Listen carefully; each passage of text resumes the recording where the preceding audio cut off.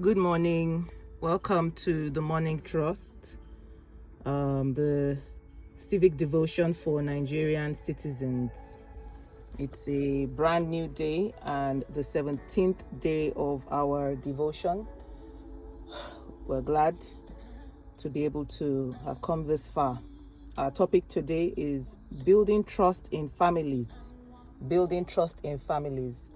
In the Morning Trust, we reflect, we meditate on various topics that have application in our lives as citizens, that affect us as citizens. We want to meditate and we draw our reflections, we base our reflections on passages in significant holy books, the holy books that govern our faith and religions as members of the Nigerian society.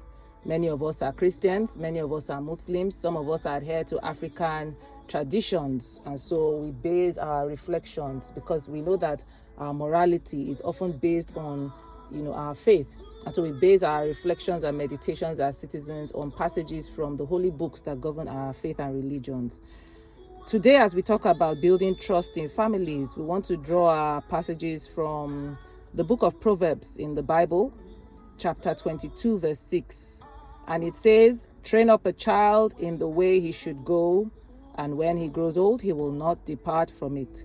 Train up a child in the way he should go. Proverbs 22, verse 6 is talking about the foundations of the adult individual, the foundations of the man or the woman start from childhood. And childhood is defined in the home. The home is so critical, the home is so important. If the home was not important, children would not have been born to parents. When children cry, the expectation is that the people they depend on, their parents, will rise up to their cry. Children come into the world, they are blank. Scientists call it tabula rasa. It is through our nurturing and our care that we begin to shape their values, we shape their thoughts, we shape their principles, we shape their thinking. So this is what the Bible is referring to when it says, train up a child.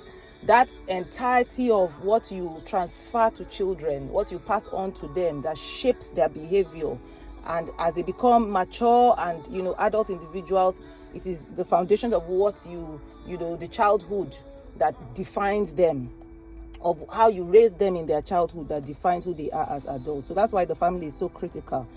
In the Quran, the 66th book of the Quran, verse 6 says, "Protect yourselves and your families." This is an injunction to Muslim faithfuls in the holy book of the Quran. 66th book specifically, verse 6 says, "Protect yourselves and your families." This holy book is putting at the forefront of our priorities our families, ourselves as individuals and our families. The family is so critical that it requires protection, it requires safeguarding, it requires us, protecting it at all costs, because so much happens there. Human beings are shaped there. Human beings are molded in the family. Protection occurs in the family. Survival happens in people's lives. People are able to survive. Children survive because of the circumstances and conditions that exist in the family. People grow. People mature. People are fed. People are, mentally prepared, emotionally built, physically prepared. All because of what occurs in family settings. Families are so critical. And in African philosophical compilations, we have a wise saying, an adage, that a child follows the path that is shown at home. It is the path that is shown at home that a child will follow. The child will follow. Again, putting front and center, the role of families in shaping societies. That's why you see the family is the nucleus of any society. Look to the family. Look at what is happening in families, and then you'll be able to predict the outcome of any society. If families are dysfunctional, if families are broken, if families have no trust, just understand that the individuals coming out of those settings might be compromised. If protection does not occur in families, if standard training is not happening in families, moral training, moral upbringing, right upbringing, physical preparedness, nutrition, healthy eating, healthy living, you will find that individuals are subject to unhealthy lifestyles because of the foundations of their childhood, poor dieting, so many things, all starting in the family. The family is so critical. If we raise our children with a sense of balanced diet, preventing, junk, it shapes how they eat, their dietary lifestyle, their dietary choices. Obesity, how present are we as family, as parents, as adults in defining choices that children make, in training them, in explaining consequences, why this path should be avoided, why this path should be followed, what are the consequences if we take this path, what are the consequences of certain choices we make, the kinds of friendships we keep. Everything begins in the family. So the family is so critical. It's so important.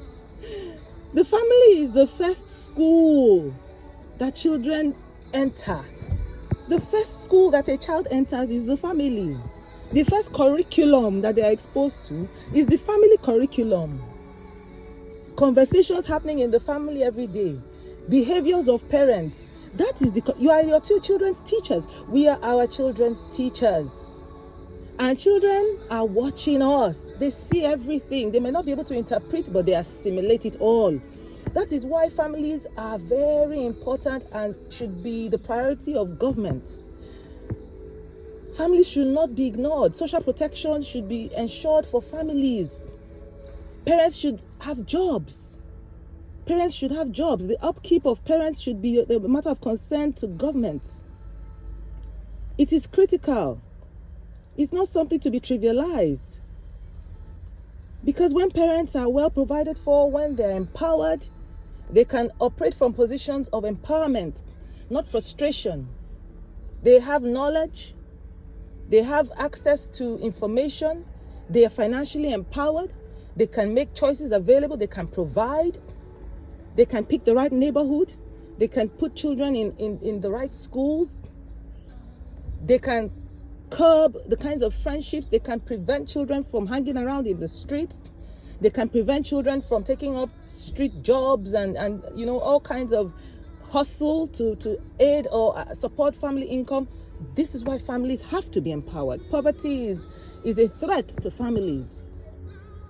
Because in trying to survive, parents make tough choices. Parents make difficult choices. They send the children out too early. Sometimes they can't even maintain the home. The home breaks, and next thing, everybody is scrambling. They share children around. Children are sent to this one, that one to live with, and next thing, children are exposed and vulnerable to abuse. All kinds of abuse. Physical abuse, verbal abuse, sexual abuse, emotional abuse, every kind of abuse, you name it. And a cycle commences, a whole cycle starts. So trust is built in the family. Children will learn honesty. They will learn respect. They will learn responsibility from daily examples that are set at home. I told you, the home is the first school for every child. Your behavior, your conversations, your attitudes, the actions in the home, they are the first curriculum that children are exposed to.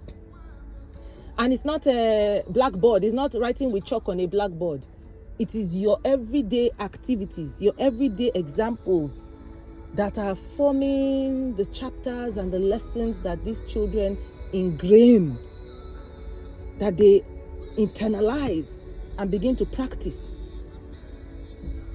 Keeping promises, acting with integrity, telling the truth, showing respect to every individual, including people that are helping, domestic staff, different staff, supporting staff, whatever kind of staff, showing respect to every individual, taking responsibility. Don't leave things undone. Give chores to them as they grow older and they can take on certain chores and they are gaining independence and maturity. Recognize that. Respect even your children. Listen to them. Be present in their lives. Don't abandon them to be raised by domestic help. Be present. You as parents, your actions are being watched. Are you violent? Is your behavior violent? Are you able to master your impulses? When in the face of provocation, do you flare up? When you're driving and a bad driver misbehaves on the road, you begin to rain insults and curses. Children are seeing. Something happens at home, a father slaps a mother. Something happens at home, a mother begins to rain curses and insults on the father. Children are seeing, and they are internalizing, they are assimilating this as normal. As normal. How do you treat your neighbors? How do you treat your neighbors? Do you observe rules in a compound? Or do you treat people shabbily in the shops when they come from school to come and join you in the shop? Do you sweep the front of your shop and sweep it into the front of your neighbor's shop? Children are seeing. Do you cheat? They're helping you to sell in the market, and then you are telling them, don't worry. Tell them that inflate the cost. Don't give the customer back the change. Tell them you don't have change. All these things children are seeing and they're internalizing. You are teaching them by daily examples that it's okay to lie, to be fraudulent, to be dishonest. And then tomorrow when they come with exam malpractice from school, you begin to wonder where did it come from? Hey, from the home. The standards you've set. When you're feeling formed, you begin to fabricate. You tell them, people come to visit, you say, tell them I'm not at home, but you are at home. All those things are setting standards. Let us be careful. Let us be careful. Let us be careful. Do you spend the evenings gossiping about the neighbors, insulting, spreading rumors? Children are seeing it. Children are seeing all these things. Let's be careful, dear parents. What examples we are setting? The home is the first school for the child. The home is the first school. In Africa, we also have a saying that the morning tells the day. The morning tells the day. In other words, the childhood tells the adulthood. What the experience of childhood is will define and shape adulthood. So let's be careful how we shape our mornings, how we shape childhood. Let our yes be yes and our no be no, even in families. Let us not steal from siblings. Let us not borrow money and not return. Let us not take things from neighbors and lie that we never took it. May God help us as parents to set good examples. May trust be established and guarded in our families. May we act responsibly to one another, to our neighbors, and to the community. Let us serve our community. Let us attend community meetings. Let us contribute. Let us pay our security dues. Let us pay our levies. Let our children see that these are the standards, because for the community to remain safe, protected, and guarded, we all must contribute. Let children see that these are the standards. When things break down, repair it. Ensure maintenance at home. When there are faults at home, electrical, plumbing, repair, so that children learn a maintenance culture. Let them learn a maintenance culture from the home. Keep your home clean and tidy. Let them not grow up in debt, in untidiness, because they will normalize it as okay. Let them learn to keep toilets clean. Let hygiene be a standard in the home that is guarded at all costs. That's the only way that when they go out, they will also preserve standards of hygiene. In the workplace, they will ensure maintenance and upkeep. It is all from the home. May God help us. Dear God, we thank you for a new day. We thank you for another opportunity to experience life on earth today. Help us to live purposefully, kindly, contentedly, brilliantly, honestly, and fully. Guide us, protect us, teach us, correct us, and inspire us. At the end of today, may we bring glory to your mighty name and to our great nation, Nigeria. Amen.